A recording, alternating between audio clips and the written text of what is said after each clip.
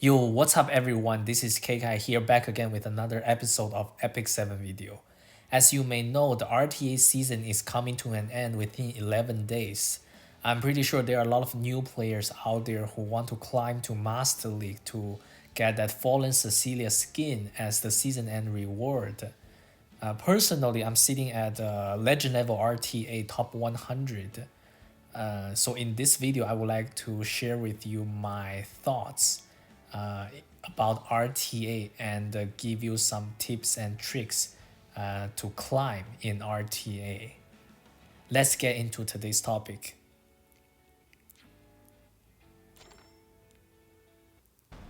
Don't put all your faith in me. So if you are a new player, you probably can feel the frustration in RTA if you have already tried this game mode, because there's a huge gap between day one player and new player. Because in Epic 7, gear takes time to improve and unit takes time to obtain as well. So it's okay, don't be frustrated because this is how the game is designed. And as you progress in PvE content, you will become stronger and have better units. And if you are managing your resource correctly, you will be able to do pretty well in RTA in the upcoming future. So do not be frustrated. So in this season, as you can see here, the season reward is going to be a Fallen Cecilia skin and some border and the background. If you are master above, you can get the skin for free. In my opinion, this is really a free skin, so everyone should be getting, and you should try to aim for the Master League because it's not very hard indeed. So basically, if you finish your placement matches, you will be ranked in either gold, silver, or bronze, depends on how you performed. And after you win each match, you gain like a certain amount of points, and if you lose some points. But one interesting fact is that if you want to climb to master, you can basically lose your way to master. The idea behind this is that even you have a negative win rate, for example, you win 4 matches but lose 6 matches, your points will still increase in total. So basically, you can lose your way to master. So that's what I mean by this skin is kind of free for everyone, because as long as you play enough RTA matches, you will eventually be able to get there, unless you are super new to the game. Uh, that's one interesting fact. So next, I will be talking about some of the key units that you can build and that are free to play and very strong even in high level RTA, legend level, top 100. People are still using these heroes. And if you have this hero, I highly suggest you to put good gear on them and be successful. Let's get into it. Actually, as you can see on the table right here, there are 4 heroes already, being Falconer, Kluri, Adventure Ross, Kayron, and Bazaar. They are all maybe not all free to play, but definitely the two 3-star hero are very free to play and everyone can build. So let's take a look at the hero. This 3-star hero is insane.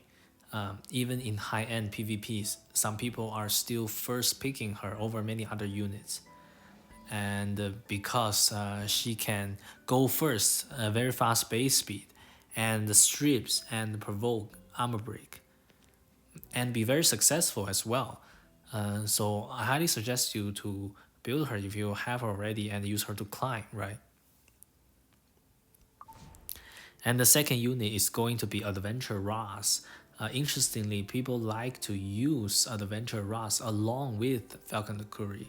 The idea behind this is that normally Falconer Kluri will go first, armor break one person from the enemy team, and Adventure Ross comes in with this S2 dual attack with the highest attacker on your team, highest damage dealer, into that armor broken unit and delete that unit, and can potentially delete that unit to make a 3v4 situation. That's why A Ross and Falcon Curry are a very good combo in the team. His S3 also very strong to increase defense and have some self-healing.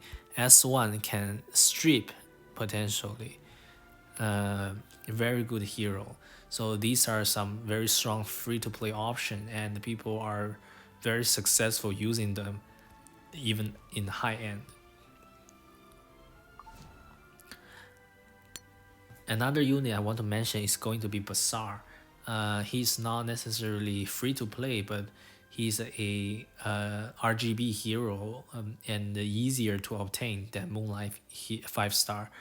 The main reason people use him is because of this S3.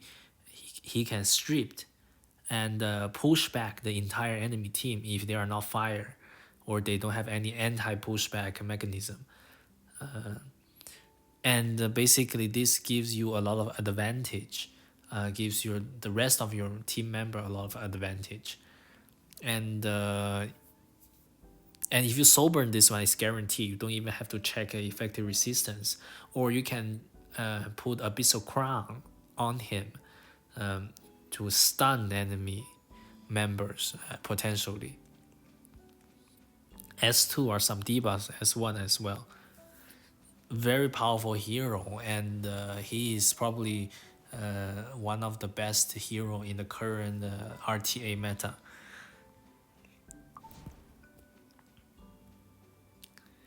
And I want to briefly mention 3 great RGB DPS damage dealer, AoE damage dealer. The first one being Seaside Bologna, summer limited unit, huge AoE damage. S3, S2 can counter, gain focus and counter. Very good water option. But she can be countered by Rowana. So if Rowana is on the board, you probably don't want to use Seaside Bologna. Rowana is a Soul Weaver right here. Yeah, this one. And another good DPS is going to be Landy. She's a Earth type hero. S3 can give defense, not defense buff, but increase speed and defense penetration if you have full focus. Also S2, right, passively gaining attack. S1 self push, very strong. And for the fire one, I think Kayron is probably the best. It really depends. Kayron has huge AoE damage, S1, and S3 huge single target damage, and cannot be killed in turn 1 unless you are bringing like a counters, right? Very powerful hero. So overall, these are some good option, right? RGB heroes. If you are new players and looking into RTA, I highly suggest to have this hero build, and so that you can bring them, right? Depends on the situation, and these heroes are not hard to get and can be very powerful. I will not go into detail to talk about the 5-star Moonlight heroes because there are so many good options. And so let's talk about the tips and tricks to climb. First one, I think you need to have a very fast unit and try to draft that unit very often. The reason behind this is because if you go first, usually you can do a lot of things to the opponent so they cannot come back from your damage or control. Some good turn 1 unit, fast unit is are the following. Right, you have the Falconer Kluri, very good example. Provoke, strip, control. Or you can go for like combat readiness push, right? Maybe the Ruzid for the CR push, or Judith, right? Some free to play option. And if you want to go like more meta, right? More strong picks, I think Bazaar. Bazaar is probably one of the best initiator right now in the current RTA meta because of this S3. So basically, if your Bazaar goes first, you push back and you strip and put unbuffable. It This is really crippling because the enemy teams is very hard to come back from this. And you can set up your damage dealer to do damage as well, but can potentially kill 1 or 2 units. Also, like the assassin class are not bad either. Assassin Sid, Assassin Coley, and Crescent Moon Rin for the stun and the control as well. Or you can even go with, Oxlots, right? Although there are some counters to these CR push unit, but they can be great in climbing in the lower ladder because people are not familiar how to deal with these things. If you have a very fast Oxlot, you can push up 1 unit and give attack buff, which is huge. Let them move, right? And that's for tip number 1. You need to have 1 very fast unit and to initiate the fight, and try to draft that unit in your normal RTA matches. And the tip number 2, I think you need to have a solid area of damage, AoE, DPS hero, damage dealer. Some good damage dealers are Seaside Bologna, Landy, Kieron, obviously Arbiter Vildred, right? If you have him. And Vivian is not bad, and Calvaric maybe. There are a lot of good options. And so the things about it is that when you are picking your damage dealer, you want to look at the enemy team's elements, right? Say if they have a lot of fire, you want to pick Seaside Bologna as a water damage dealer, or Kisei maybe right here, right? If they are picking a lot of the earth unit, you might want to go for the Kairon, right? Or the Ravi, very good damage dealer. So it really depends on the situation and how the opponent is drafting the team comp. That's for tip number 2. You need to have a very solid high damage damage dealer.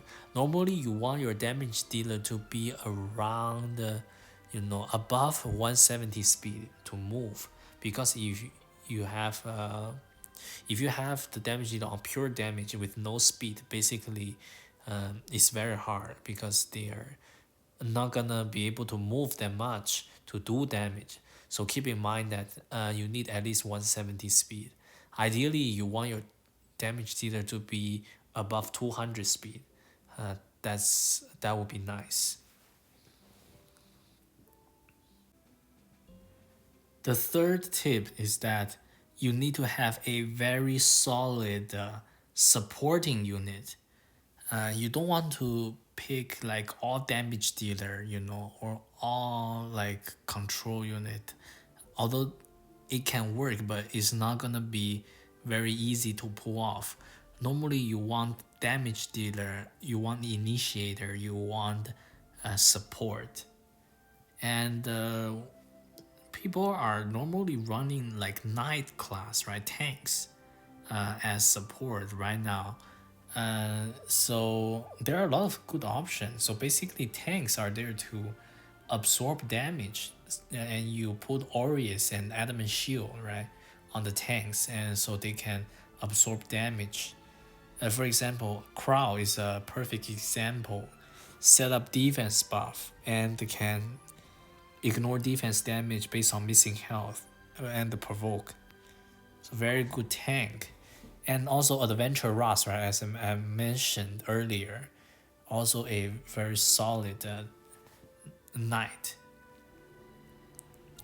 You can also go with Lilius, right? Lilius can cleanse with S3 and can deal with debuff. So there are a lot of different options. It really depends on the situation, what the enemy team is drafting. If the enemy team is drafting heavy damage, you might want to go for like a, damage mitigation, maybe like Fallen Cecilia, right? Crown. If the enemy team is drafting control, you might want to go for Lilius, right? Or some immunity setup, right? For example, the Last Rider Crown. By the way, the overpowered option for tanks are like Fallen Cecilia, Ambitious Tywin, and Last Rider Crown. These three units are probably the SS tier heroes. And if you have them, you can build them as well. And as of for Soul Weavers, probably if the enemy team is not bringing any debuff, you can use the Annie, probably one of the best Soul Weaver for attack buff and some healing barrier if you have her on Rod of Merylvance, right? Or even the Ruel, although you don't see Ruel that often anymore. I mean, Ruel is a Moonlight 5-star, so it's not that free to play friendly, but also very strong as well. And you need some type of support for your team to function.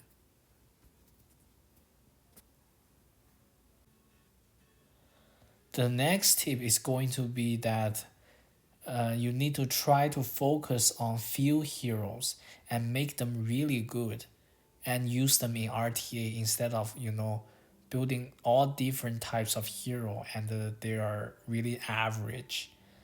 For example, if you choose Adventure Ross as your knight front line, then you must put all the good gears on him and the plus 15, right? All the skills and fully awakened, and put a very strong artifact on him. And don't even think about putting resources into other knights before you finish this character, and then try to use this character often.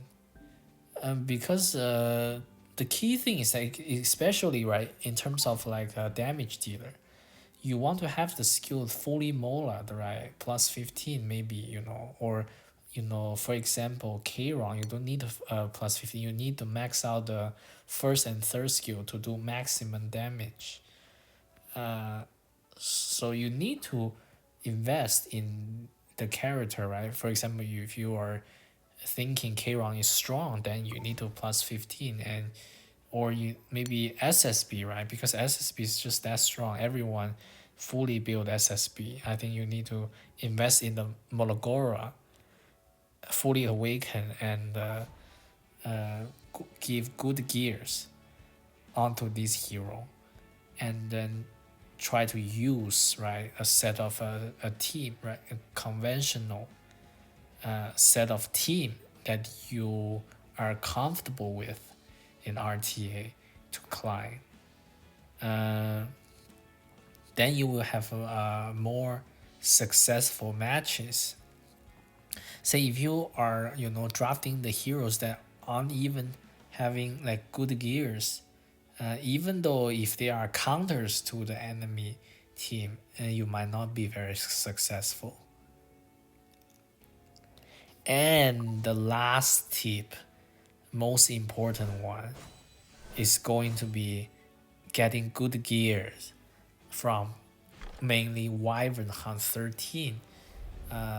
So if you think that, oh, your fastest unit is too slow, right? You don't have the speed gear, or maybe like your tank is not tanky enough, it's probably because you don't have that good gear to back it up to climb. So you need to keep running this Wyvern 13 mainly for the speed set, to get good gears, like very tanky gear, right? High HP, high defense, or maybe high speed gear, right? Or maybe speed effectiveness gear, or damage dealer gear, high attack, high crit damage.